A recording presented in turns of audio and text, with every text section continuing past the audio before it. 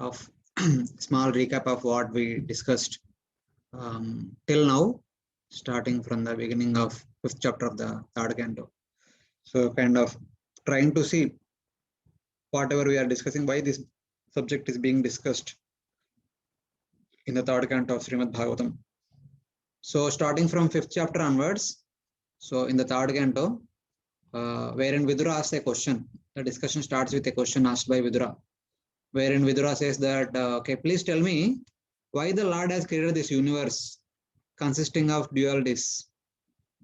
This universe consists of both suffering and happiness.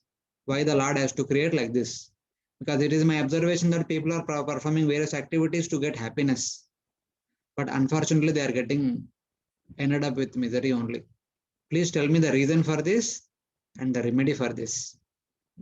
So by the way, according to my understanding, hearing Krishna Katha is the solution for it. So kindly speak Krishna Katha, starting with creation pastimes. So that was the request of Vidura. In order to alleviate our miserable condition in this material existence, Vidura, on our behalf, asking Maitreya Rishi to speak Krishna Katha, hearing which is the only solution for the living entities to get rid of this material existence.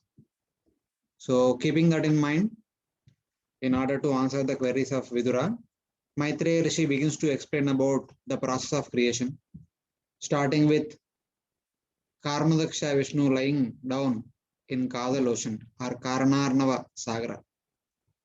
So when he wanted to create Prakriti, material nature in its original form known as Dravya, comes out of various skin pores of Mahavishnu. Then Lord Vishnu glanced upon this Prakriti, which is in its seed form as Dravya. So his glance carries Kala, Lord's Shakti, and Jiva, Karma and Swabhava. Jiva's Karma and Swabhava. Whoever living in it is supposed to take birth and continue to perform their past activities in the material world are all impregnated into Prakriti by Lord's glance. So when Lord glanced upon Prakriti, when Jiva is impregnated into that Prakriti, the Prakriti transforms and gives rise to 24 elements, gives birth to 24 elements one after the other, starting with Mahatattva, then Ahankara, then mind, intelligence, Prana, Jnanendriyas, Karmendriyas, and 5 Tanmatras, and 5 gross elements. It's like that, all the 24 elements were created. So the Devatas who will be supervising the activities of all these elements, then unable to understand why, for what reason they were created, they offered wonderful prayers unto Supreme Lord Vishnu. They requested Lord Vishnu, you have created us for some certain purpose that we need to create a universe for your pastimes.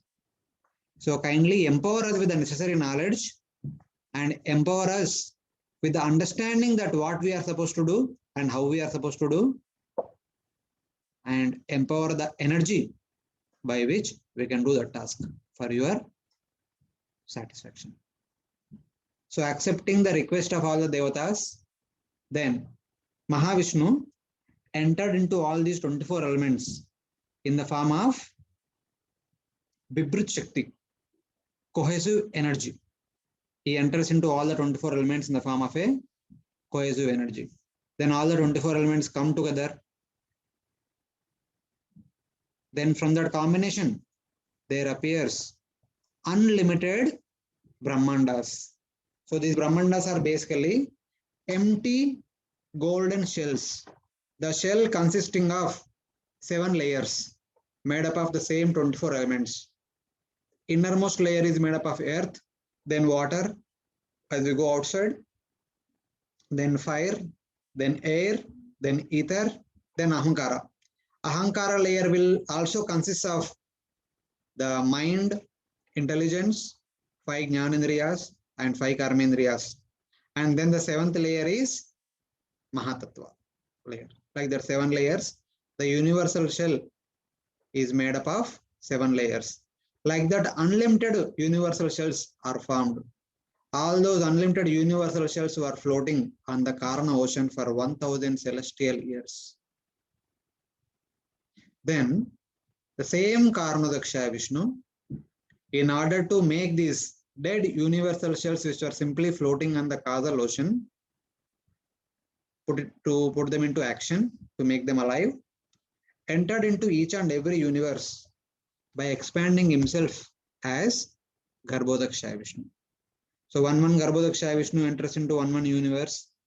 Having entered into that universe, he creates universal form so that the universe can begin to function.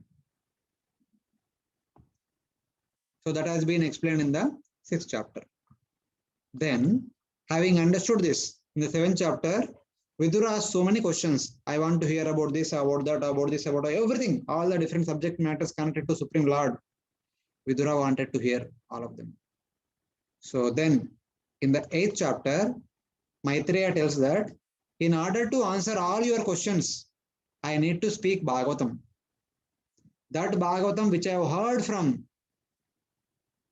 my spiritual master Parashara, who along with Bruhaspati heard from Sankhya Rishi, who heard this Bhagavatam from Sanat Kumara. And Sanat Kumara along with his other 3 brothers, the 4 Kumaras, heard the same Bhagavatam from Lord Sankarshana, who is situated below Bhumandala. Though the 4 Kumaras stays in Tapaloka, following the path of Ganga, they went down all the way up to Shesha, and they have heard the entire Bhagavatam from the 4 Kumaras. So that Bhagavatam, now I will speak to you. That Bhagavatam will remove the misery that the living entity experiencing in this material world, like that it says. Soham runam shulla sukaya dukkham mahadgatanam viramaya tasya pravartaye Bhagavatam Puranam yadaha sakshat Bhagavan Rishibhya. Shulla sukh, for the sake of shulla sukha, the living entity in the material world is going through Mahadukkha. So in order to turn their destiny away from Mahadukkha, Viramaya Tasya, Pravartaye Bhagavatam Puranam Yad Aha. I will speak the Bhagavatam, which I had heard from Lord Sankarshana, which I have heard in the disciplic succession of Lord Sankarshana. So that was the solution offered by our Maitreya Rishi. So then he says that, so when after the universal form has been manifested in the form of subtle, in subtle form, then when it was the right time for the creation to begin, Garbhodaksha Vishnu glances into his own abdomen. So with that glance from his navel, there comes a beautiful lotus, which grows to the top of the universe, consisting of a beautiful lotus flower, a lotus stem, and the lotus leaf at the base, just above the water. So then, in order to further the creation, the same Garbhodaksha Vishnu expands himself as Kshirodaksha Vishnu. And that Kshirodaksha Vishnu enters into this lotus as its Paramatma, as the Paramatma of the entire lotus, so that the lotus can become active, so that the lotus can perform the activities. Because this lotus consists of 24 elements, and all the living entities who are supposed to take birth in this entire material world, they are all in dormant state. In order to make them alive, Paramatma is needed. So Kshirodaksha Vishnu enters into this lotus as its Paramatma. As soon as he enters into that lotus, on top of the lotus flower, there appears Lord Brahma. Then Lord Brahma, trying to understand where from this lotus appeared and who is the source of this lotus, and himself, he entered into that lotus. For 100 years he searched for the roots of that lotus, but he could not find. Then he comes back to the top of the lotus. Then he understood that he need to perform tapasya. Through his some simple endeavor of searching here and there does not give proper solution. So he performed tapasya for another 100 years. At the end, the same Paramatma who is there below the lotus as Garbhodaksha Vishnu, who is there inside the lotus as Kshirodaksha Vishnu, had appeared within the heart of Brahmaji first. So as soon as Brahmaji was witnessing the form of the Lord within his own heart, then it disappeared and appeared in his front. Then Brahma opened and saw the Lord around. The beautiful Garbhodakshaya Vishnus, the beauty, the description of the beauty of the Garbhodakshaya Vishnu is being described very nicely in the entire chapter. Then in the 9th chapter, understanding that it is the Supreme Lord for whom he performed tapasya, he offered beautiful prayers. At the end, he proposed a request. My dear Lord, you have created me with a certain purpose that I need to assist you in the matter of secondary creation. Please empower me with the necessary knowledge and also protect me that I will not be bound by my passionate activity of creating this material world. So Lord was very much pleased and Lord indicated to him that, my dear Brahma, it is by tapasya I have created. It is by tapasya I maintained it, by tapasya I annihilated the entire universe. And by performing tapasya, you will also gain the necessary knowledge and you can do the service. After telling these words, Lord Vishnu revealed the universe, how it is going to be after Brahma's creation. The end product, after Brahma's complete creation, how it is going to be, that has been revealed within the heart of Brahma. So that Brahmaji will have an idea what he is supposed to do, how it will be at the end. So like that. So that Brahma, having understood that he need to perform tapasya, he performed tapasya for 1000 celestial years. So at the end of that tapasya, because of long penance and mature knowledge, and by the mercy attained through his devotional service, Brahmaji is empowered with the necessary knowledge. So with that understanding, Lord Brahma understood that there is a huge lotus flower which is actually under turbulence because of the huge gush of wind which was there from the previous annihilation. And also there is so much water at the base of the lotus, which is actually very much turbulent. So he drank, he swallowed both the water and the wind, the both turbulent wind and the water. Then the entire atmosphere becomes calm, the lotus becomes stable. Then he understood that he need to first create different divisions so that different variety of living entities can live at different places. So first he divided the lotus into 3 divisions, Bhuloka, Bhurloka, Sargaloka, but he was not happy with 3 variety of places. Then he made into 14 divisions, and within each division he further made so many subdivisions so that many variety living entities can be accommodated in this entire material universe. Having created 14 main divisions and many subdivisions within them, then Lord Brahma begins to create various living entities. First, he created 6 variety of plants. So many 6 varieties of plants. Some of them are like those plants which will give directly fruits without flowers. Some of them will give first flowers, then fruits. Some of them need support to grow, like the creepers. Some of them are deep rooted, like bushes. Some of them have hollow trunks, like castor and bamboo. So like that, 6 variety of plants have been created. And then different variety of animals, such as aquatics, reptiles, mammals, and birds have been created. Then he creates human beings. Then he creates 8 variety of superhuman beings. The 8 variety of superhuman beings consists of the Devatas, one category, which include the 12 Adityas, 11 Rudras, 8 Vasus, 2 Ashwinis, 49 Marus, 50 Agnis, like that. Many variety of Devatas have been part of that Devata category. The second superhuman category was Gandharvas and Apsaras. The third superhuman category was Kinnaras, Kimpurushas and Vidyadharas. The fourth superhuman category was Sadhyas and Pitrus. The fifth superhuman category was Siddhas, Charanas, Vidyadharas. The sixth superhuman category was Asuras, which include Daityas and Danavas. The 7th one was Yakshas and Rakshasas.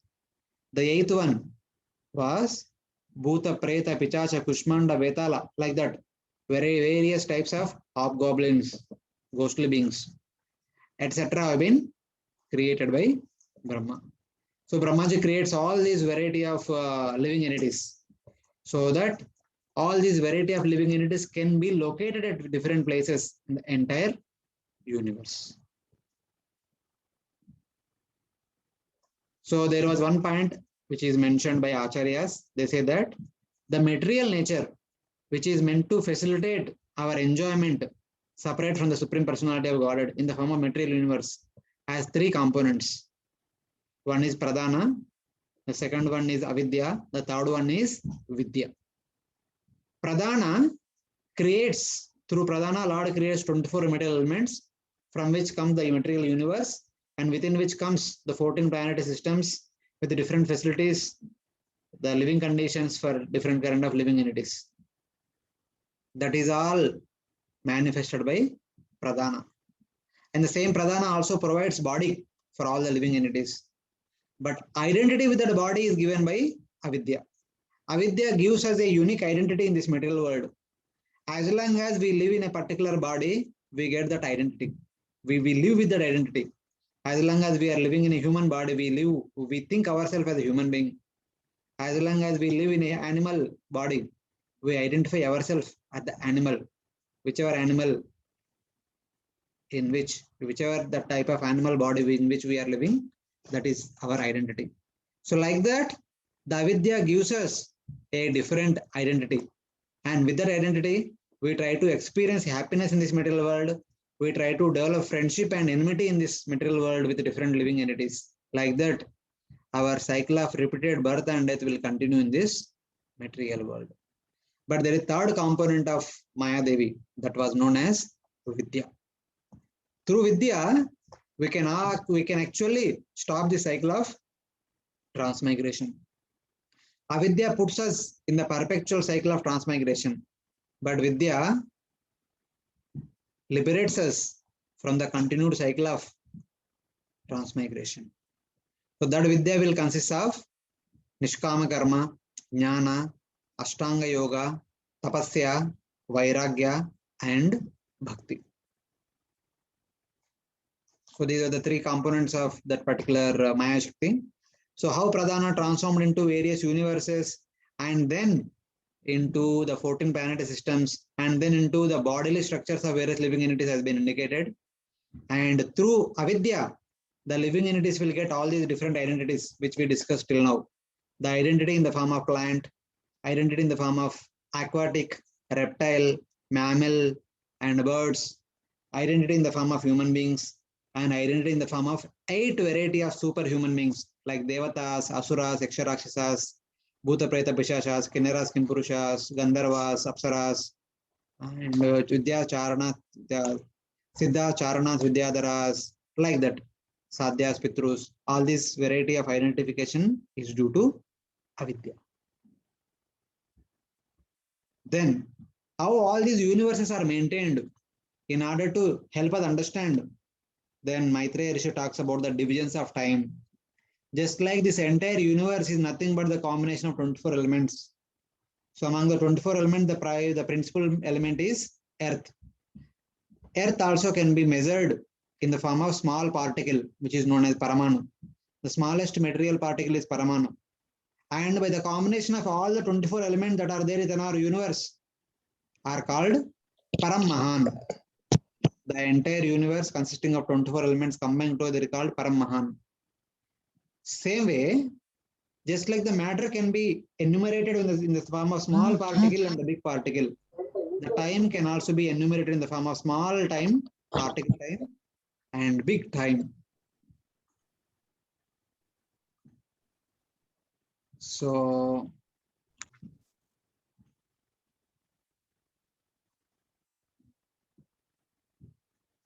that has been indicated.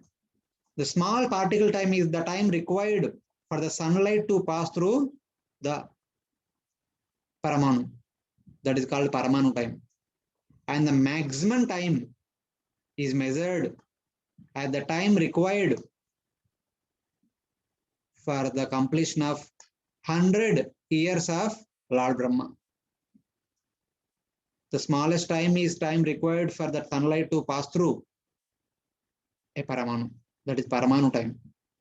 And the time required for the completion of Lord Brahma's 100 years is called Param Mahan time. This is the smallest time in our universe that can be computed, and the biggest time that our universe has, that is 100 years of Lord Brahma's lifetime. That long our universe exists. So in between time scales are also being mentioned very nicely in this particular chapter.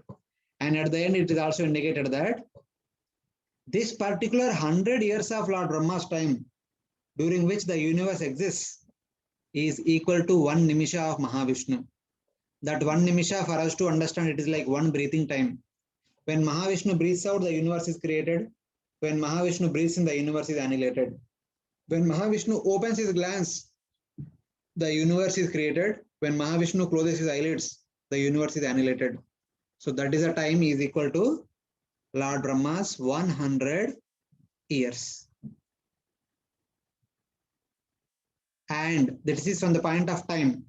And from the point of matter, there are crores of universes are there. And all these universes in comparison to Mahavishnu are like Paramanus. So like that, this chapter indicates the glory of Mahavishnu. And then Maitreya Rishi further continues that having created different living entities who are representative of avidya, then he tells about different living entities that are created by Brahma, who will be representatives of Vidya. First, there comes the 4 Kumaras, who will be in charges to propagate the 4 out of the 6 Angas of Vidya. The Vidya, which will liberate us from the cycle of transmigration, cycle of samsara, cycle of repeated birth and death cycle. Out of the 6, 4. Jnana, Ashtanga Yoga, Vairagya, and Tapasya. These are 4 limbs of that Vidya are represented by the 4 Kumaras, who appeared to preach these 4 things all over the universe throughout the lifetime of Lord Brahma. And then, in order to preach Nishkama Karma Yoga, the 9 Manasaputras of Brahma were born. The 9 Manasaputras of Brahma were like Atri, Bhrigu, Pulasya, Pulaha, Kratu, Vasishta. It's like that. All these great personalities, including Daksha, there are 9 personalities. They have appeared principally to preach Karma Yoga, Nishkama Karma Yoga all over the universe. They themselves practice Karma Yoga and they preach Karma Yoga all over the universe.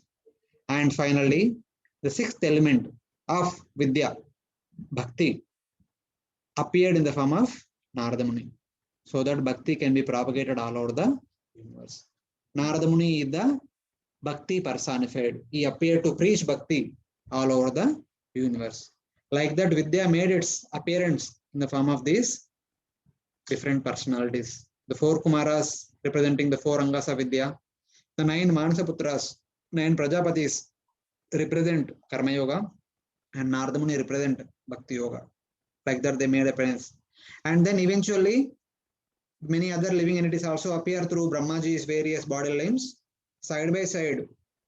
All the necessary educational elements that are needed for us to live sanely in this material world also appeared from Brahma's 4 mouths.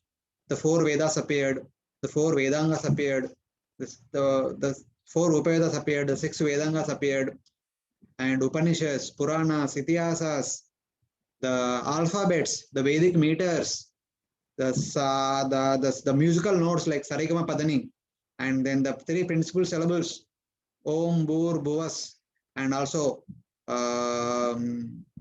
Omkara. It's like that. All these things also appeared from Brahma's various bodily limbs. And when Brahmaji wanted to complete his creation, there appeared 2 personalities from his own body, one male and one female. Till now, Brahmaji was creating everything through his meditation, through his mystic potency. But now he does not want to continue that kind of creation. He wanted to start a new way of creation, for which he created 2 beings, one male, one female. So by the union of this male and female, the creation will continue for the rest of the day of Lord Brahma. They were Swayambhuva Manu and Satarupa. So Brahmaji understood that his part of creation is completed now. from now on, the Swayambhuva Manu and Satarupa will become the instruments in the continuation of the universal creation. Then Swayambhuva Manu and Satarupa were married. Then they came to their father, Lord Brahma. They requested Lord Brahma, my dear father, you have been the source of our existence. You have been very kind to us. You are our father. Please tell us, how can we serve you? Then Lord Brahma instructed Swayambhuva Manu, please go to Bhuloka and take care of the human beings by becoming their caretaker. So Swayambhuva Manu looked around in order to find out where the Bhumandala is, but he understood that the Bhumandala has been submerged into Garbhodaka ocean. So though Lord Brahma previously divided the lotus into 14 divisions, one among them was Bhuloka or Bhumandala, but in the meantime, he was busy with creating all the variety of living entities. So the Bhumandala fell into Garbhodaka ocean. So now Swayambhuva Manu requested Lord Brahma, do something by which the Bhumandala can be revived, can be uplifted from the Garbhodaka ocean. So Lord Brahma understood he cannot do it on his own. So he sat in meditation, he prayed to Lord Vishnu, and the Lord Vishnu appeared as a small creature from Lord Brahma's nostril. Then grew into big size, transforming himself into a huge boar, jumped into Garbhodaka ocean and began to smell all over Garbhodaka ocean, trying to find out the Bhumandala. When he found the Bhumandala, he lifted it up and kept it on top of the water and then expressed his joy. When he expressed his joy, he kind of shook his body. That water fell all over the universe. When it fell on the bodies of the personalities of the upper planetary systems like Maharloka, Janaloka, Tapaloka, Satyaloka, all the great sages who are living in those places became very much satisfied that their bodies are touched by the water from the transcendental body of Lord Varaha, and they have been completely purified. Thinking this, they offered so many prayers unto the glorification of Lord Varaha. So that was explained in the 13th chapter. So by the way, while explaining this pastime of Lord Varaha, who appeared at the beginning of the current day of Brahma, which is known as Shweta Varaha Kalpa, because Lord Varaha appeared as white Varaha, the Varaha in the white form, in the white color. In one shloka, Maitreya Muni also mentioned that at another time, during the 6th Manvantara, known as Chakshusha Manvantara, Lord Varaha again appeared as Neela Varaha. That time also, during the Chakshusha Manvantara also, because of some unexpected reasons, there was huge pralaya. The Bhuloka, Bhurloka and Swargaloka were completely inundated by the devastating water, and the Bhumandala was submerged again into Garbhodaka ocean. That time Lord appeared as Varaha, Neela Varaha, and while he was lifting the Bhumandala, Hiranyaksha came and obstructed the Supreme Lord. Since Hiranyaksha obstructed, so Lord Varaha waited for some time, lifted the Bhumandala, and then he fought with Hiranyaksha and he killed Hiranyaksha. That was mentioned in one shloka. So, having heard that in one shloka, after completing this section, that the sages of Maharloka, Janaloka, Tapaloka, Satyaloka, they offered wonderful prayers. The Lord became again joyful, again he shook his body, again the water fell on their bodies, the bodies of all these great sages. They felt very happy. Then the Lord disappeared. Then in the 14th chapter at the very beginning, Vidura asks, my dear Lord, you told me that at another time Lord appeared as Neela Varaha, and while he was trying to lift the Bhumandala from Garbhodaka ocean, Hiranyaksha stopped him. So Lord Varaha had a good fight with Hiranyaksha and he killed him.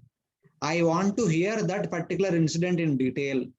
Can you please tell me why Hiranyaksha came there and stopped Lord Vishnu, and how Lord Vishnu fought with him, and how Lord Vishnu delivered him, how Lord Vishnu lifted Bhumandala from the waters of Garbhodaka ocean. So that was the question asked by Vidura unto Maitreya Rishi at the very beginning of the 14th chapter. So in order to narrate this entire incident which happened in Chakshusha Manvantara, now the reasons, different reasons for the entire pastime are being narrated by Maitreya. So in the 14th chapter, it talks about once Kashyapa Muni, who married 17 daughters of Daksha. Daksha Prajapati had 60 daughters, out of which 17 daughters were given in marriage to Kashyapa, 10 were given in marriage to Dharma, and 27 were given in marriage to Chandra. Like that, various daughters were given in marriage to various personalities. So out of 17 daughters, seems that 16 daughters were already gave birth to various children. And primarily, the principal wife of Kashyapa, known as Aditi, had 12 sons, 12 Adityas. Of course, by then there was only 11 sons, the 11 Adityas. They were all situated in very powerful posts. Someone has become Indra, someone has become Varuna, someone has become Surya, someone has become like the various Devatas are all the sons of Aditi. And also the sons of other wives or co-wives were also situated in principal posts at various places in the entire universe. But here, Diti neither have sons nor have any position for our sons. So there was no respect, there was no position, there was no power. She was feeling highly insecure. She was feeling highly neglected. So one evening, while her husband was performing evening fire sacrifice, she approached him and with her bashfulness, she spoke to her husband that, please look at my dejected condition. All my sisters have children and their children are situated in big posts. I don't have any children.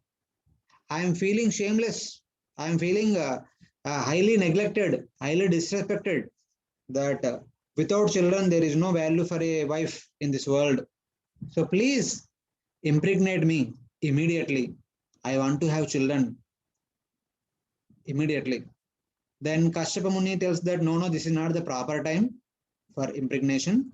So wait till the night, because this evening time, Lord Shiva travels along with the Bhuta Pretas, hobgoblins in the sky. If he sees somebody is uniting during this time, he will actually send those demons, those hobgoblins, into the wombs of such mothers. So it is not a proper time. But even though he told these words, Diti did not wait till the night approaches. She insisted that they need to unite together. So falling to the destiny, surrendering to the will of the destiny, will of the providence, Kashyapa Muni procreated her during the evening twilight time. So then he took bath, wore fresh clothes, again sat on the sacrificial arena and restarted his fire sacrifice. Then Diti understood that I have made a mistake. I could have waited till night. My husband told that this is not right time for procreation. So she immediately ran to her husband and begged forgiveness from her husband. And she also begged forgiveness from the Supreme Lord, from Lord Shiva, saying that may Lord Shiva, who is my sister's husband, Sati was the wife of Lord Shiva. Sati was the daughter of Daksha. So in that way, she will be Diti's elder sister. So let Lord Shiva, the husband of my sister, be compassionate upon me and upon us. Let he not destroy my embryo. And like that, she kind of begs forgiveness from Kashyapa, from the Supreme Lord, from Lord Shiva, etc. Then Kashyapa tells that, so my dear wife, because of your impudent act, because of your disrespect toward the time during which we procreated, to Lord Shiva, who will be moving around during that area, to me and to Supreme Lord, you will give birth to two powerful demons who will cause trouble to the entire universe, who will torment the Brahmanas, who will torment the Devatas, who will torment every living entity in the entire universe. But at the end, they will be killed by the Supreme Personality of Godhead.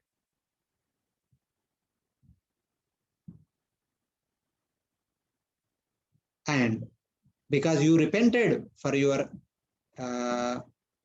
act and you begged forgiveness from me, from the Supreme Lord, from Lord Shiva, one of the sons of your son will be, one of the sons of your sons will be a great devotee.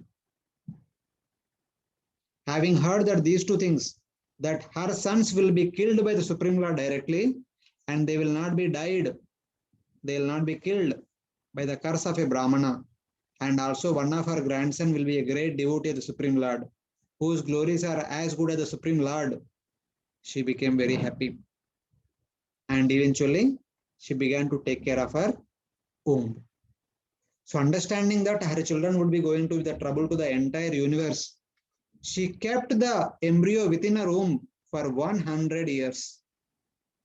Because the womb was growing for 100 years. Because that womb contains two powerful demons. Though they were in the womb, they began to expand their influence. The entire universe became dark. All the devatas unable to understand the reason, they tried to understand, they found out the reason that the embryo of Diti is causing this entire darkness. But they don't know who is there in that embryo, what is the reason why that embryo is causing all this darkness. Then they all approached Lord Brahma immediately. They asked Lord Brahma, my dear Lord Brahma, please tell us what is the reason that the embryo of Diti is causing so much darkness all around. How long this will be there? When we will be saved from this darkest situation?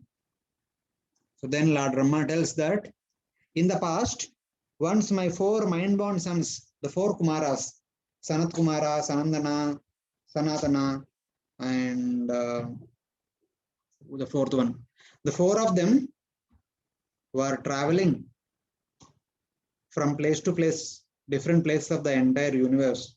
And eventually, with a desire to have the darshan of Lord Vishnu, they went to Vaikunta. There is one Vaikunta situated within our material universe, just above Satyaloka. Generally, in this Vaikunta, the Manvantara Avatara, Lord Vishnu, in his Chaturbhuja form, resides. There is one more Vaikunta in Dhruvaloka, or Polestar. There, Kshirodakshaya Vishnu resides, the Paramatma of the each and every living entity of the living entities living in our universe. He resides in Polestar or Dhruvaloka. The Manvantara Avatara resides in this Vaikunta, which is located just above Satyaloka. So, to this Vaikunta, the four Kumaras, with a desire to have darshan of Lord Vishnu, they went there. So, as they began to go into Vaikunta, Lord Brahma, taking this opportunity, he beautifully describes the glories of Vaikunta. This Vaikunta is filled with so many living entities who are very much inclined to serve the Lord 24 hours a day. They are not at all interested for their own happiness, for their own glory. They are only interested in the service of the Supreme Personality of Godhead. They are completely non-envious, completely selfless. So all the different qualities of different kinds of living entities who are living in that place are being very nicely described in the 15th chapter. So then, having mentioned that, Lord Brahma also mentioned that any person, whoever by hearing Krishna Katha, by hearing Harikatha, the hairs on their body stands erect and their eyes begins to downpour the tears and they begin to chant and dance. Such kind of people are only qualified to enter Vaikunta. Otherwise, any other person consisting of the six anarthas of this material world, Kama, Krodha, Lobha, Mada, Moha, Matsara, have no qualification to enter this Vaikunta. So into that Vaikunta, the four Kumaras, by the blessings of Lord Brahma and by the blessings of Narada Muni, have entered. They passed through the 6th gates. All these gates were made up of gold, emerald, diamonds, and ivory. And the walls are bedecked with beautiful jewels and golden coatings, etc., etc. but they are not attracted to all this, none of these things. They wanted to have darshan of Lord Vishnu and go back. That was only their motive to coming to Vaikuntha. So as they passed through 6 gates, when they came to the 7th gate, when they wanted to cross 7th gate and go into inner chambers of Vaikuntha, the 2 gatekeepers who were standing there, they thought that though these 4 people are as old as Lord Brahma, their wise, their ayu, their age is equal to the age of Lord Brahma, but they appear like 5-year small children, and they don't wear any clothes. So these children, without our permission, trying to enter into the inner chambers of Vaikuntha, this is a trespass. This is a transgression of the rules of this Vaikuntha. How can they do this? So they stopped. Jaya Vijaya stopped and asked, who are you? Where do you want to go? So on the other hand, the 4 Kumas are small children. Like small children are never stopped and they can go wherever they want. They never expected such kind of behavior from the gatekeepers. That they are small children.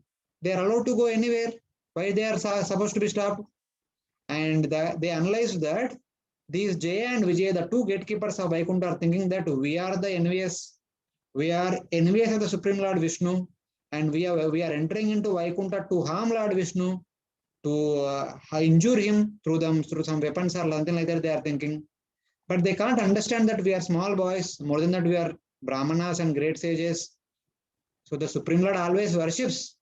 The Supreme Lord always has great respect for the Brahmanas, and the Supreme Lord is omnipotent. Can't he protect himself? What kind of danger can he expect from small boys like us? Can't these 2 gatekeepers can't understand this? That there will be no harm by us to the Supreme Lord Vishnu. The Supreme Lord Vishnu is the source of the entire creation. All the living entities of the entire creation are there within the abdomen of Lord Vishnu. And how can we small, tiny boys can harm the abdomen of Lord Vishnu? You people can't understand. Actually, you people are imposters. You people are envious. And you are not fit to stay in Vaikuntha. Vaikuntha is a place of non-envy. And you people are trying to find fault in us. You are actually envious. You are actually crooked. You are not supposed to stay in this Vaikuntha. Better you people go and take birth in the material world, where Kama, Krodha, Lobha are very much prominent. They have uttered these words unto the 2 gatekeepers, Jaya and Vijaya. Immediately, Jaya and Vijaya understood that actually we made a great mistake. They fell flat at the feet of the 4 Kumaras. They begged forgiveness.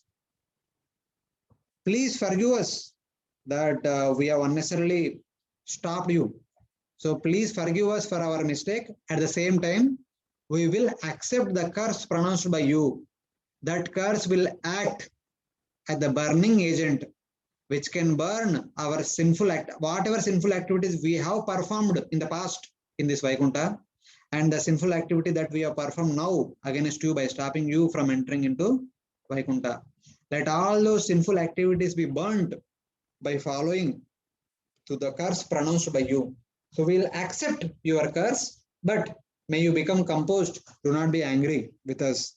Kindly forgive us for our mistake, and we are ready to go through the punishment awarded by all of you. So then immediately the 4 Kumaras also understood, hey, these people are gentle. We have unnecessarily pronounced curse. What is this? Did we make a mistake by cursing these 2 gatekeepers of Vaikuntha? They are Lord Vishnu's devotees. So as they were thinking like that, as the Jaya and Vijay were also begging forgiveness from 4 Kumaras, and they were feeling so much remorse, Lord Vishnu himself came to the 7th gate from his inner chambers. He came along with Mother Lakshmi. So as Lord Vishnu came, holding in his 3 hands Shankha Chakra Gada,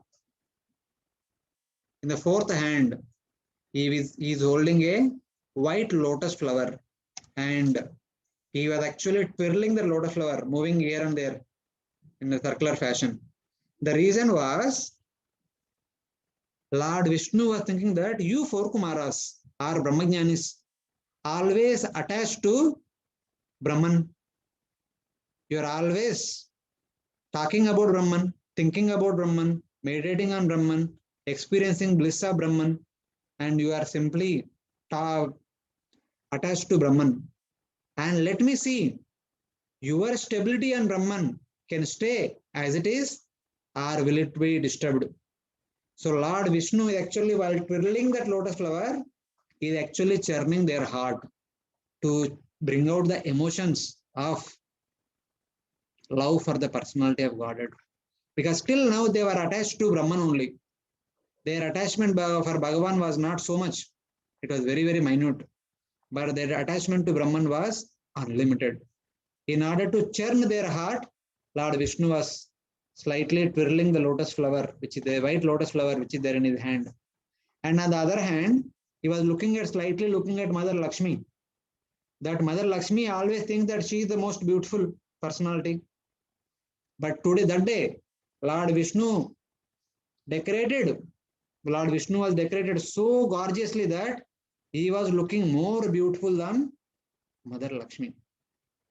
And the reason that Lord Vishnu brought Mother Lakshmi along with him is that the four Kumaras, being Brahmajnanis, they knew that the entire material world has been the manifestation of Lord Vishnu's external energy. But they do not understand that this external energy is a manifestation or an expansion of Lord Swarupa Shakti. That was Mother Lakshmi. So he brought Mother Lakshmi along with him in the presence of four Kumaras, so that the four Kumaras can see the Swarupa Shakti of Lord Vishnu, can understand Lord Swarupa Shakti is the source of Maya Shakti, which is the source of the material universe. So that the four Kumaras can appreciate the transcendental beauty of Lord Vishnu, which is superior to the beauty of Mother Lakshmi that day. And Mother Lakshmi, who is the Swarupa Shakti of the Supreme Lord, both of them are there. So in order to amuse, in order to disturb the attachment that the four Kumaras have towards Brahman, Lord Vishnu made his appearance in front of them that particular day. So as Lord Vishnu was there standing in front of them, they have actually tasted the beauty of Lord Vishnu through their eyes. They smelled the fragrance coming from the garlands worn by Lord Vishnu. They have heard the glory sung by the attendants of Lord Vishnu about Lord Vishnu. And they kind of tasted the nectarian beauty of Lord Vishnu through their tongue. And like that, everything, they are experiencing the Lord's beauty through all their senses. Then suddenly, a small gush of wind passing through the Lord, which carried the fragrance from the lotus leaf kept on the lotus feet of Lord Vishnu, which also carried the pollen, the saffron dust particles from the toes of Lord Vishnu. When they entered into the nostrils of these four Kumaras, and eventually that fragrance entered into the heart of the four Kumaras, that wind, that fragrance coming from the lotus leaf, coming from the tulasi leaves kept on the lotus feet of Lord Vishnu, completely transformed, completely churned the heart of four Kumaras. As it is mentioned in this chapter, Tasyaravinda Nayanasya Padaravinda Kinjalka Mishra Tulasi Makaranda Vayu Antargata Swavivarena Chakara Tesham Sankshova Makshara Jusham Apichitta Tanva. Though they were attached to Akshara, Brahman, till now, but that attachment has been wavered as the fragrance of the tulasi leaf kept on the lotus feet of Lord Vishnu had entered into their heart through the nostrils, two nostrils, had completely transformed their heart. And their body was perspiring, the hair standing on hand, their eyes downpouring the tears. For some time, they actually experienced the transcendental beauty of the Supreme Personality of Godhead. Then, having tasted the beauty of the Supreme Lord, then they offered obeisances to Lord Vishnu with folded hands They began to offer prayers to Supreme Lord. And eventually they said that, my dear Lord, please forgive us knowingly or unknowingly for no reason. We have cursed your two doorkeepers. Please do whatever you want. If we made mistake, please punish us. If they made mistake, please punish them. Whatever is good, doing that, please correct the situation. So these were the words spoken by the four Kumaras. As they spoke these few words, then the Supreme Lord, with a slight smile, replies to the four Kumaras. So that was the reply is mentioned in the first few verses of the 16th chapter, wherein in the first 12 verses, Lord Vishnu replies to the four Kumaras, wherein Lord Vishnu says that Sri Bhagavan Uvacha Etau Tau Prasadau Mayam Jayo Vijaya Evacha Kadarti Krityamam Yadvo Bahu Akrita Bahu Akratam Atikramam.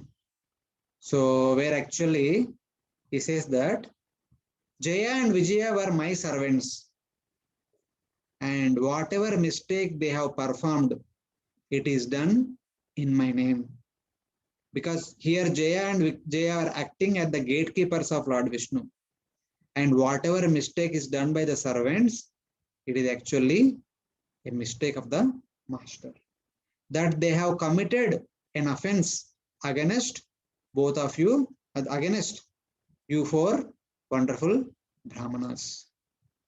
Then Lord Vishnu says that Estu etayor druto dando bhavadbir anuratai sa eva anumato smabir munayo devahe. The best among the great sages, you four have been offended by my two gatekeepers. They have actually ignored my intention. I am always dedicated to worship Brahmanas. Go Brahmana Hitayacha. I was glorified always as Guru Brahmana Hitayacha. I always respect Brahmanas, worship Brahmanas. But disregarding my mode, my two servants have offended you, four Kumaras. You beautiful, you wonderful Brahmanas. It is actually my mistake. It is a mistake on behalf of me. Tadva prasadayami adya Brahmadaivam paramhime taditi atmakritam manne yasvapumbir asatkrita. So he says that, so since my servants have performed an offense against you, it is as good as they have performed an offense against you. So I beg forgiveness from all of you. I actually worship Brahmanas more than me. Brahma Daivam Paramhime. I consider Brahmanas to be the worshipable objects. And Paramhime, I consider them superior to me. So as I consider Brahmanas superior to me, how can I offend them? But somehow or other, today I have offended because my servants have disrespected you, best of the Brahmanas. Kindly forgive me for this impudence. Yennamani ja grihnati loko brutte kritagasi so sadhuvadas tatkirtim hanti tvacham iman ivamaya. Wherein he says that when a servant commits a mistake in the name of a master, because servant is engaged in the service of the master, so whatever mistake is done by the servant, here no one says that Jaya Vijaya committed offense. It is always says that the two gatekeepers of Vaikuntha, the two gatekeepers of Lord Vishnu's abode, have disrespected the four Kumaras, the best of the Brahmanas. So, because of their impudent act, my fame will be destroyed. I will become infamous that I have disrespected the best of the Brahmanas. Just like a person will have a white marks on their skin will be called as this person as leprosy, this person as leprosy. Similarly, any small mistake done by my servants, it actually is a cause of infamy for me. So like that, Lord Vishnu accepts it as his own mistake.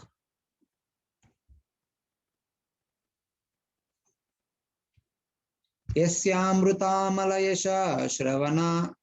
Shravanavagaha Sadhya Punati Jagadashva Pashadvikunta Soham Bhavadya Upalabdha Shru Sutirtha Kirti Chindyam Swabahumapi Va Pratikula Vrittim.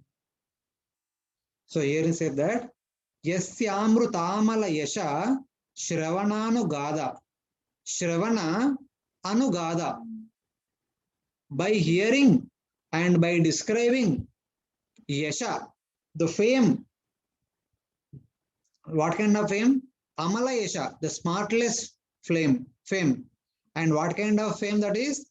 Amruta Amala Yasha, the nectarian smartless fame of Lord Vishnu. Hearing which, describing which, Sadhya Punati Jagad, the entire universe will become purified immediately, instantly. Anyone, if they happen to hear or glorify the spotless glories of the Supreme Personality of Godhead, they will become purified immediately. What to speak of common people? Even Sapachad Vikunta, even a dog eater also becomes completely cleansed of all his conditions immediately by hearing or chanting the glories of the Supreme Personality of Godhead. Soham Bhavadbhya Upalabdha Sutirtha Kirti. I have got that glory as Tirtha Kirti. I have been glorified by the great sages of the entire universe at the best of the holy places. By glorifying whom? The people are immediately purified. It is all because of my respect shown towards you, Brahmanas. It is all because of all of you, Brahmanas. And today, I have Soham Bhavadbhya. It is all because of you only, because of you, Brahmanas only, I have got that glory. Because the Brahmanas, they make their life, the mission of their life is to glorify the spotless character, qualities and activities of the Supreme Personality of Godhead. Their life's mission is to glorify Lord's transcendental activities. Because they glorify about the Supreme Lord all over the universe, have been considered as a glorious personality in the entire universe. And I have got the fame as the Tirtha Kirti. It is all because of you. And two such personalities, today, I have made an offense. So I consider Jaya Vijaya to be my two arms because they are my gatekeepers. And I am ready to cut off my arms. Chindyam Swabahum Apiva Pratikula Vrittim. Because my arms, which are supposed to respect the Brahmanas, have offended the Brahmanas today.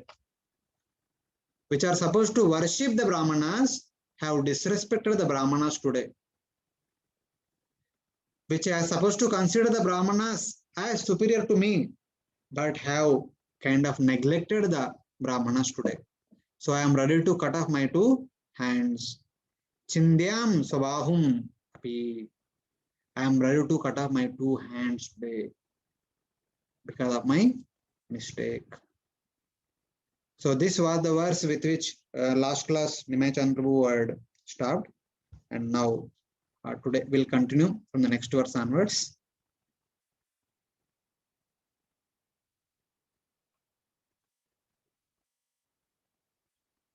Yassevaya charana padma pavitra renum Satyakshata pratilabdha shilam Nashrir viraktimapi mam vijahati yasya Preksha lavarta itare niyaman vahanti. Yassevaya charana padma pavitra renum Sadya kshatakila malam pratilabdha sheelam. Yes, sevaya.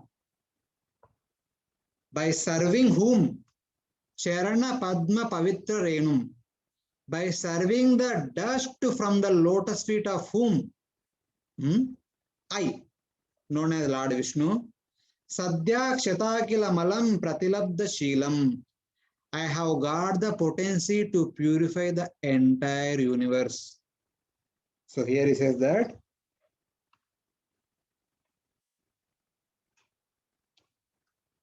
I, Lord Vishnu, known as Lord Vishnu, by serving the lotus feet of the Brahmanas, have got the potency to purify the entire universe. Kshata Akila Malam, Sadhya Kshata Akila Malam, Pratilabdha Sheelam. So I who worship the feet of Brahmanas have gained the power to purify those who worship my feet. And that feet of mine are constantly worshipped by Mother Lakshmi. Na Shrir Viraktam Apimam Vijahati Yasya. Though Mother Lakshmi is being worshipped by all the great personalities like Lord Brahma, Preksha Lavarta Itare Niyaman Vahanti. Just to get a glance of Mother Lakshmi, just by the glance of Mother Lakshmi, the people of this world become auspicious, become supremely wealthy and prosperous. And that Mother Lakshmi's glance is being aspired by the great personality like Brahma, Indra, Chandra, Varuna, Vayu. But Mother Lakshmi, instead of glancing upon them, she constantly sits next to my lotus feet and constantly massages that lotus feet, which have the power to purify the entire universe. But that lotus feet gets the power by my service to the Brahmanas, by my service to you great Brahmanas. And such kind of you Brahmanas who are being offended by my servants is as good as me offending you. On one side, by worshipping you, I get the power to purify the entire universe. But on the other hand, today I have offended you. So this is a great transgression on my part, for which I am ready to cut off my two hands, because my hands made a mistake today. Instead of offering respects, they kind of pointed out mistake and criticized and then disrespected. So this is not at all proper from my side. So here one thing is that the lotus feet can directly purify all of us. How? One example is given that this lotus feet, from this lotus feet only comes Mother Ganga, which is flowing all over, and people approach Mother Ganga in order to get purified. They touch the water of Ganga, they perform Achman, they take bath, and they offer Arghya to Surya Narayana, etc. By doing so many things, people expect that they will be purified by coming in contact with Mother Ganga. And that Ganga is coming from the lotus feet of Lord Vishnu. And that lotus feet has got this power to purify the people in general, whoever comes in touch with those lotus feet, directly or in the form of Ganga. Then Lord says that Nanam tatadmi yajamana havirvitane Shotat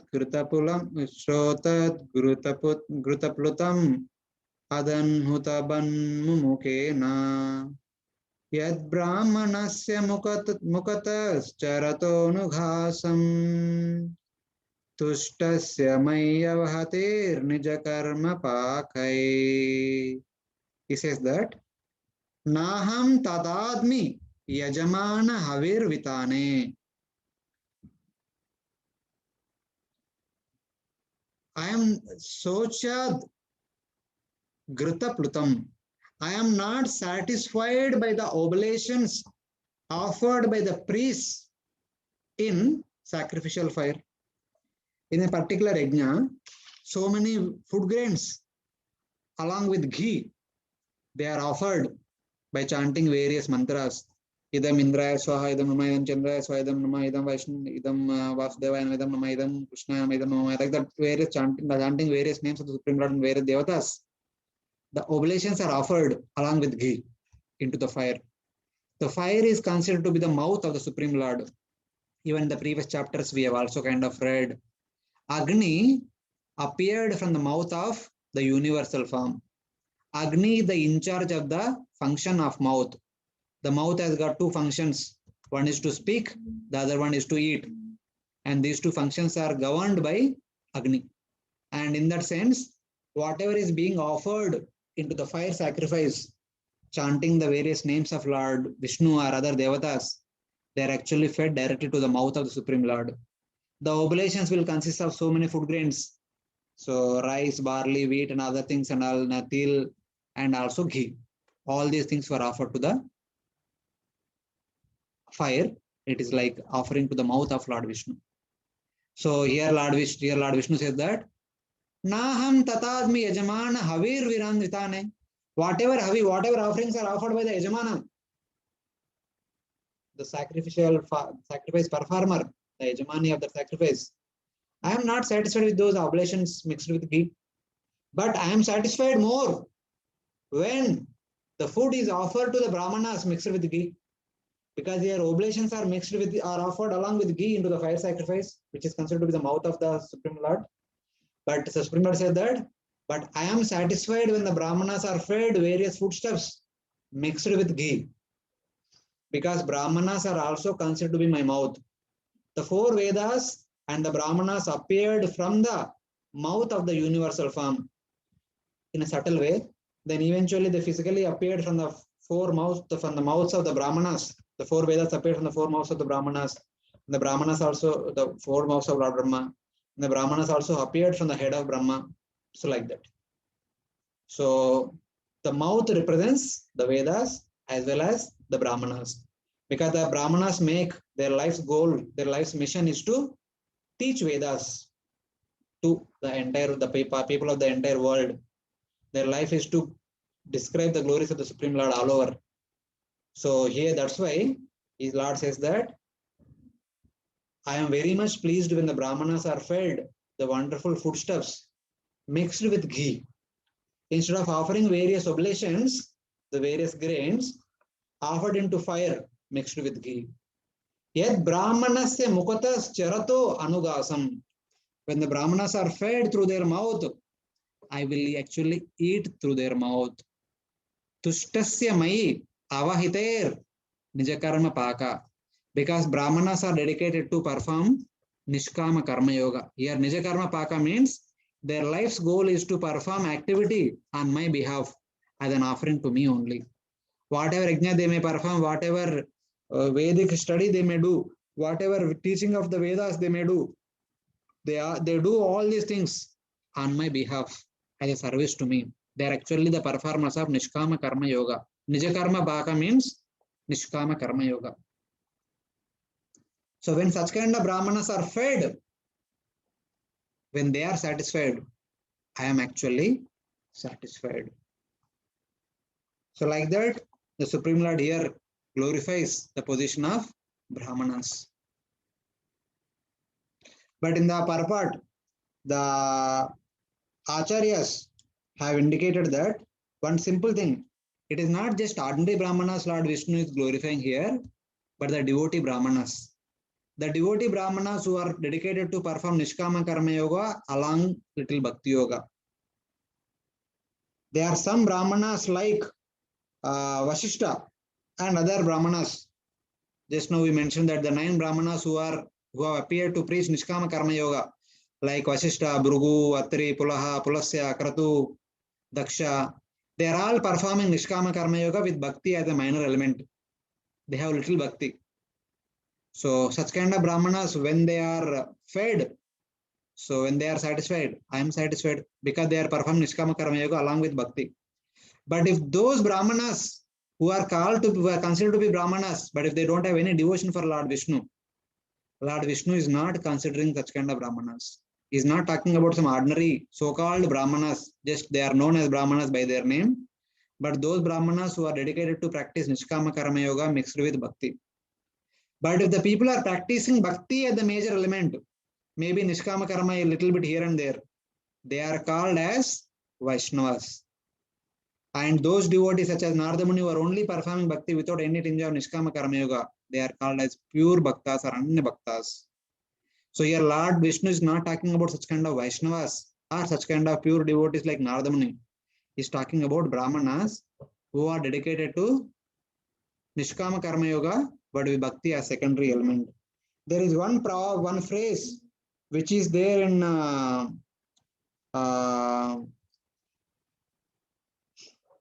various sections. The one phrase is that Vipranam Deva Devanam Bhagavan Atma Daivatam. Vipranam Deva Devanam Bhagavan Atma Daivatam. The Lord is the object of worship of the Brahmanas. For a person to be called as a Brahmana, as a true Brahmana, they should have Lord Vishnu as their object of worship. Such kind of person is actually in reality a Brahmana. So here Lord Vishnu is talking about that kind of Brahmanas. So it is like that. And Padma Purana says that Sapakam iva nekshate loke vipram avaishnavam.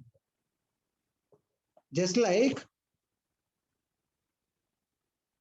one should not look upon the face of a sapaka, dog eater. So it is not advisable for people in general or specifically devotees should not look at the face of the sapaka. For this is one of the instruction mentioned in the Padma Purana. Sapakam even na ikshate. One should not see at the dog eater, the animal eater, the flesh eater. Similarly, one should not look at a Vipra if he is a Avaishnava. Loke Vipram Avaishnavam na ikshate. If a Vipra, if a born Brahmana, if he is not a Vaishnava, if he has no bhakti in his life, such kind of person should not be seen. So this is mentioned in Padma Purana. So your Lord Vishnu is not talking about such kind of hardcore Vipras who don't have any bhakti, but the Brahmanas who have bhakti. Such kind of people are being indicated here. Esham bibarmyaham akanda vikunta yoga maya vibhuti ramalangri rajak kiritai vipramstu kona visaheta yadartha namba sadhya punati saha chandra lalama lokan. So here actually Lord goes into one step ahead. So he says that I, Lord Vishnu, and my lotus feet are meant to purify the entire universe. He says that Vipramstu kona visahate yadartha naraha namba, of course. Sadhya punati sachandra lalama lokan. Sadhya punati lokan. The worship of my lotus feet will purify the entire universe and all the people in the entire universe. And it can purify all the way up to the personality Lord Shiva. Saha Chandra Lalama. Saha Chandra Lalama means my lotus feet can purify all the living entities in this universe all the way up to that personality who will have Chandra on his head. Saha Chandra Lalama, who has the moon on his head, that is Lord Shiva. All the way up to Lord Shiva, my lotus feet will purify. Because from my lotus feet comes Ganga. That Ganga is kept on the head of Lord Shiva, who kept the mother, who kept Chandra also on his head.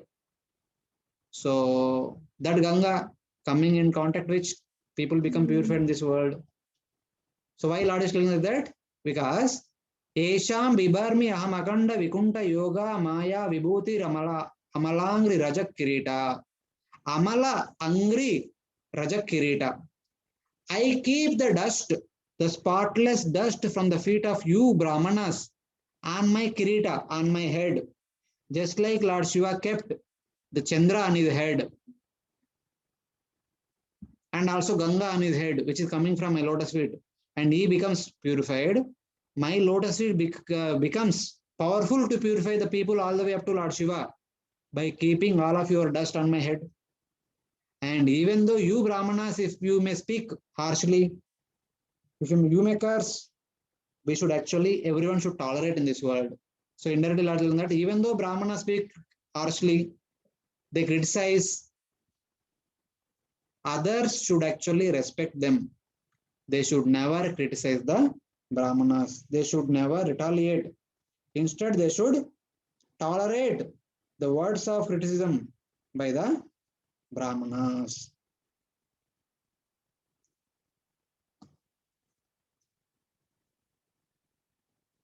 So this is how the Lord Vishnu actually glorifies the greatest position of Brahmanas.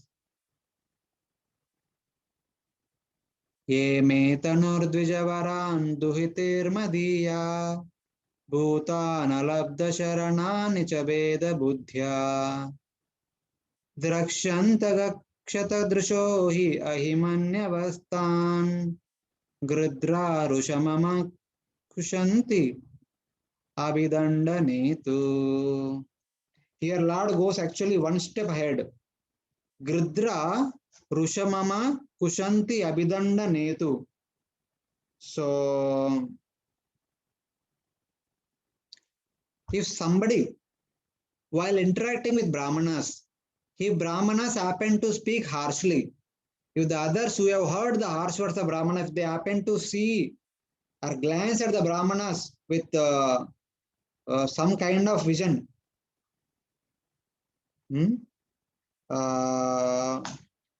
they will be taken by Yamadutas to Narakaloka and their eyes will be tormented or pierced by the Ruru birds in the Yamaloka. That means even though if Brahmanas criticize us, we should never look at them with sharp eyes, with the eyes of anger, with the eyes of criticism. Instead, we should actually please them with pleasing words. Because I don't see any difference between me and the Brahmanas. He says that Yeme Tanur Dvija Varan Duhitir Madiya. I don't see any difference between my body and the Brahmanas and cows and Bhutani Aladda Sharana and the living entities who don't have any shelter in this world. So I consider myself to be equal with all the living entities in this world who don't have any shelter and all the Brahmanas and the cows. If somebody harms them, I consider that they are harming me. So Brahmanas are supposed to be respected in all circumstances, even though if they speak harshly, they should be treated very nicely. One should tolerate their harsh words and reciprocate with them in smiling faces.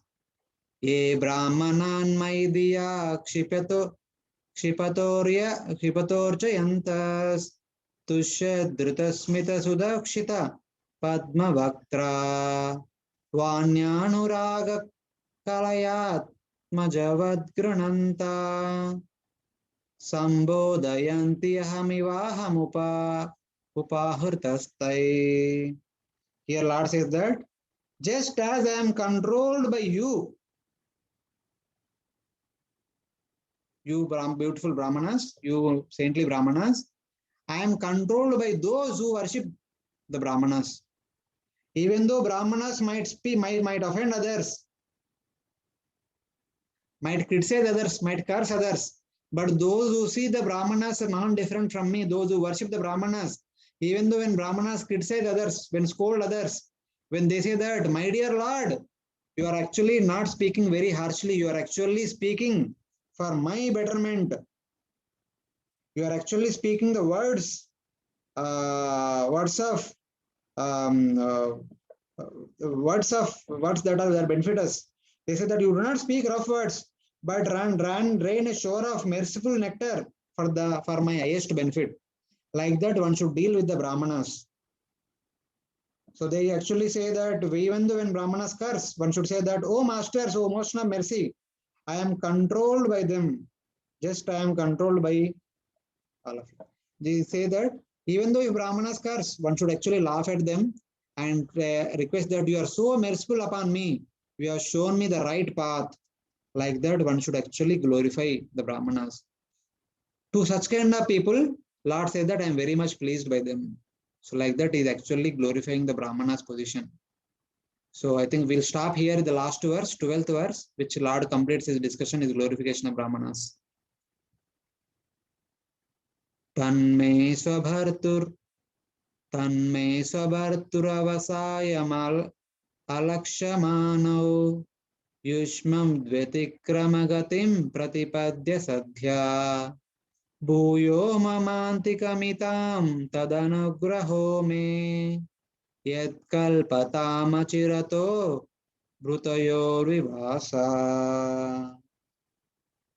So he says that Tanme Swabartur, my own Bhartu, my own two devotees Jaya and Vijaya, Avasaya Malakshamanav, ignoring my intentions, ignoring my mood, Yushmat Vyatikrama Gatim, Pratipadya Sadhya. They have offended you, they have actually disrespected you. As a result of that, they will go through the punishment awarded by you. But since they are my devotees, I also request on their behalf that Sadhya Bhuyo Mamantika Meetam, let they return to me very quickly. As a result of offending you, they may go to material world, they may go to Bhuloka, they may go to lower planets and go through the punishment. But let they come back to me quickly. Sadhya Bhuyo Mamantika Meetam. They come back to me again and become back and again reinstated as my two gatekeepers. This is that. Tad anugraho me yet kalpatam achirato bhrutayor vivasha. Since the punishment, whatever is given to them as awarded by you, is my mercy upon them. Having gone through that punishment, let they return to Vaikunta and become my and resume their services by becoming my associates.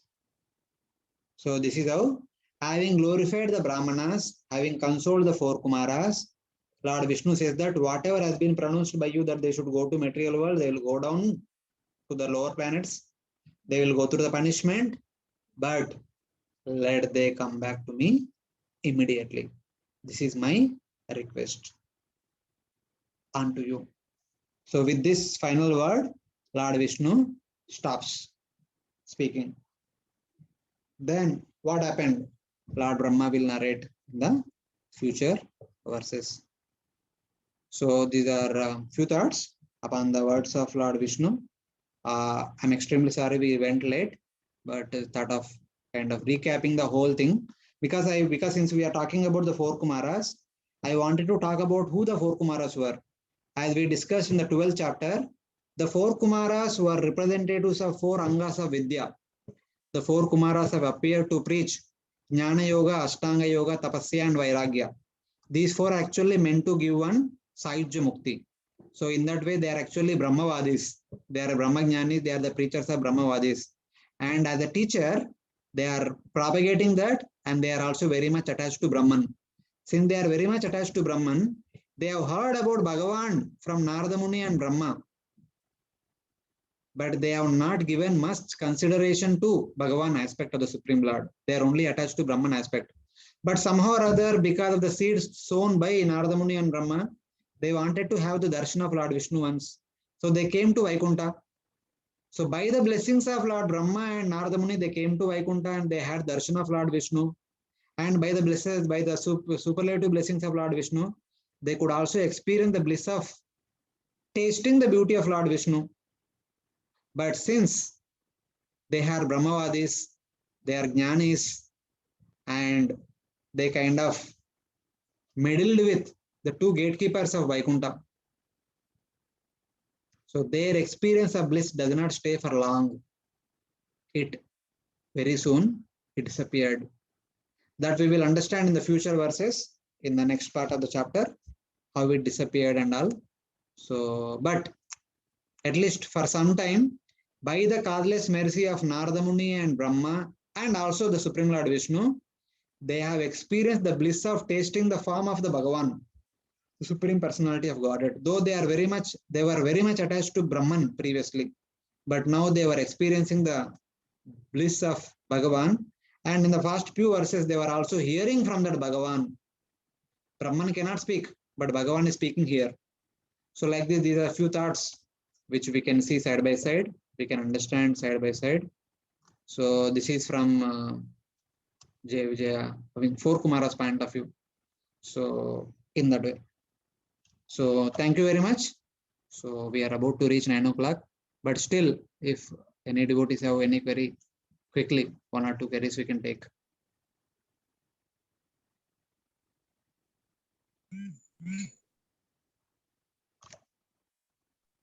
Hare Krishna, Ganesh Prabhu. Hare Krishna, Prabhuji. Thank you. Thank you for such a wonderful class. Prabhuji, in the beginning, you told about, Jiva entering into the Pradhana when the universe is being created, as with their nature and karma, you know. So I just wanted to know, for the very first time when the uh, Jiva is being impregnated, its nature and karma is pre-programmed, or it is like from where it is he carrying from the spiritual world, or like I can understand when it is going for the second time appearance, so maybe he's creating some karma, but what is this karma and nature that he is carrying? That is my question. So here Bhagavatam does not talk about very first time how it happened. It talks about this particular creation, how it happened. This is not the first creation. The creation is happening for many generations, many times. So what is happening at this creation that is being mentioned in the Bhagavatam? But for the first time, there may not be any karma, but there will be Swabhava. Jiva means they will have their own innate nature. The Swabhava will always be there, but there is a desire. The karma in the form of a desire will be accompanying the Jiva while Jiva comes into material world. The desire to come to material world is there. That itself acts as their karma. Prabhuji, yeah. Second question is, Prabhuji, gross body is made up of this 24 elements. Yes. Soul is spirit. What is the subtle body made up of? No.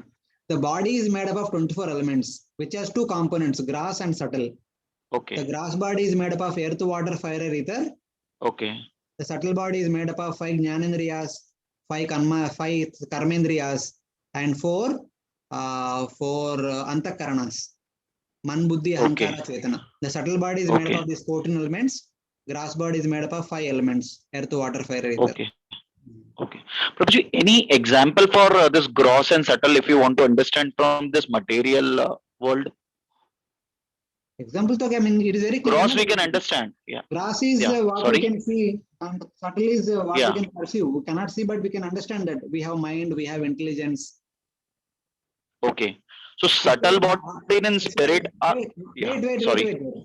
It is like you have laptop.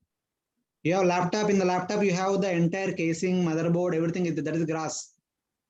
And you have the programming inside. That is subtle. Yes. So Prabhuji, subtle body and soul are same in terms of their, I mean to say, the substance point of view? No, soul is entirely different. Soul has nothing to do with gross body or subtle body. Okay, bro. And Prabhuji, one last question. You talked about Bhumandala. Bhumandala represent Earth, or it is like, it's only Earth, or? No. Our Earth. Or are they picking up? Yeah. Wait. Our Earth on which we are living, it is a tiny part of the entire Bhumandala. A Bhumandala is 100%. Our Earth globe is a small portion, like 0.0001% of the entire Bhumandala. It is very huge. So what is Varahadev lifting up then? Entire Bhumandala. Okay, Prabhuji. Okay, Prabhuji. Thank you so much, Prabhuji. Thank you so much. Hare Krishna. Hare Krishna. Any other devotee? Hare Krishna, Prabhuji. Dandavat pranam. Very nice lecture, Prabhuji. Very nice lecture. Prabhuji, actually, I just wanted to ask that these 4 Kumaras, you said they were Brahmavadis and Jnanis, and they were attached to Brahman. But yes, they are from one of our sampradayas, that is Kumar Sampradaya, and they actually preached and they gave the knowledge to Nimbarkacharya at Navadvip. So they gave the knowledge of bhakti only, na Prabhuji? Yes, they gave that knowledge of bhakti only. That we will discuss in the 4th canto. Okay. That their bhakti teachings and all we will discuss about it in the 4th canto. For now, in this canto, they are Brahmavadis. Okay, thank you.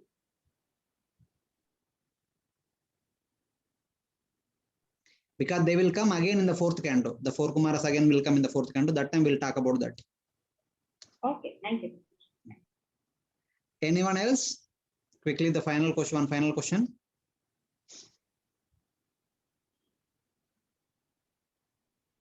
Prabhuji, if there is no one, then I have one last question. Yeah, quickly. Prabhuji, in a few verses back, you said Krishna says, Lord says that he is non-different from cow, Brahman, and someone who doesn't has a shelter. Yes. So what do you mean by someone doesn't has a shelter? Does it means a beggar?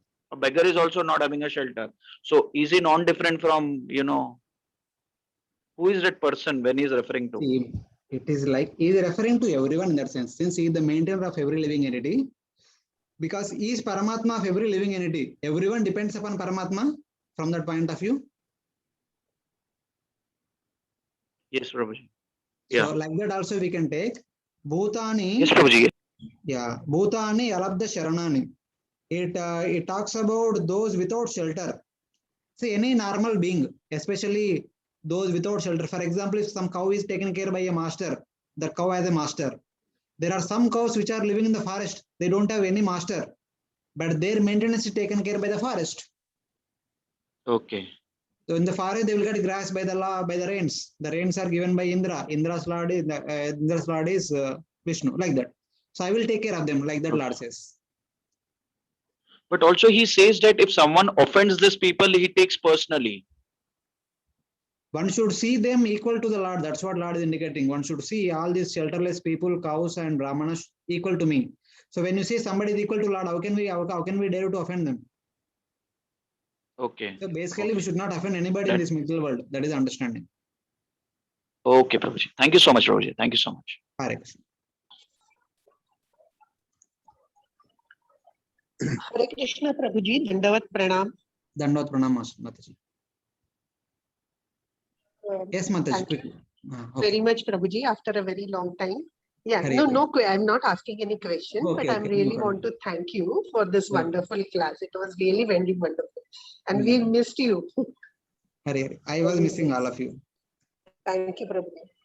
Thank you, Yes, Pavaneshwar thank you, Prabhu, for Prabhu. a wonderful class. Hare Krishna.